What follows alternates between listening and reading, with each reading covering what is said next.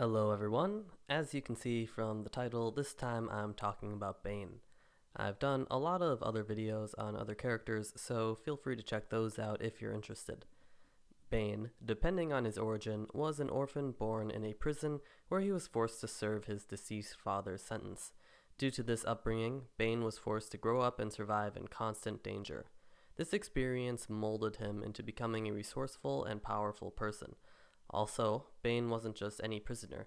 He possessed intelligence far above the average person, but unfortunately was unable to receive much formal education. Eventually, Bane was experimented on in the prison with a new steroid called Venom. With the influence of Venom and his natural intelligence and drive, Bane was able to overthrow the prison and convert many of its former occupants into his own gang. After his escape, Bane and his crew worked as mercenaries before coming to Gotham to challenge Batman. Like with my other videos, I'm going to try to consider a relatively realistic take on the character that I'm discussing. So first I'll discuss Bane's overall physicality, his fighting capability, his weapons, and then assess his overall level of danger. According to the Arkham games,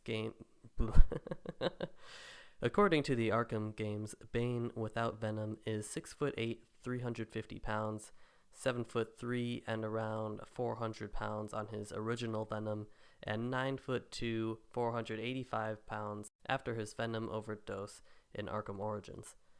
I did a little bit of research to see just how big a person could reasonably get, and I found out that the guy who played the Mountain in Game of Thrones is 6'8" and 350 pounds, so I figure a good estimate for a somewhat realistic Bane would be 7 feet tall, 420 pounds.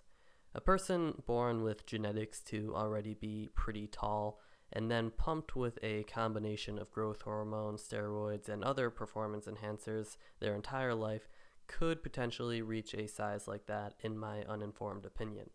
The health consequences would likely be dire in the long run. I mean, you are taking drugs every single day of your life almost constantly to artificially enlarge yourself to be as big as possible, but maybe the use of Venom actually staves off some of the nastier side effects while Bane is using it. So, how would this monster fight? Well, in the comics, depending on the storyline, Bane didn't really receive that much training. He is someone who is mostly self-taught. That being said, he is so big and athletic that he wouldn't have to be that skilled in martial arts to be able to fight on par with some of the best combat athletes on the planet.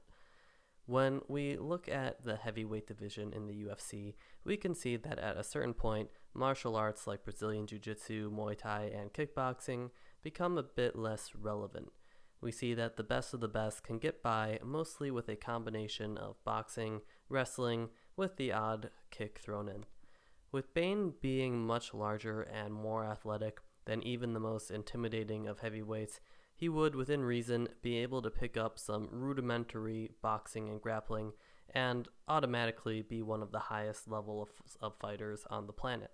That being said, larger, more muscular fighters often face issues of cardio. Due to his body composition, Bane would likely face similar cardio limitations. Bane would be extremely deadly and strong for a couple minutes, maybe even a little bit longer if we assume that the Venom also increases his adrenaline output, but even then I still see this as one of his main setbacks. That being said, fighting Bane hand to hand would be a death sentence for like 99.99999% of the human population. Finally, let's talk about Bane's use of weapons. Bane, of course, prefers hand-to-hand combat through the use of his superior size and athleticism granted by Venom. However, we also have seen Bane use firearms and explosives. So firearms and explosives are among the best weapons to use in real life, as evidenced by being exactly what people fight wars with. A lot of heroes and villains follow a niche and refuse to fight outside of that, even when it's an obvious detriment. A good example of this would be Katana. See, Katana likes to use her katana. She's one of the best sword fighters in the world, and her sword traps the spirits of those killed by it or something.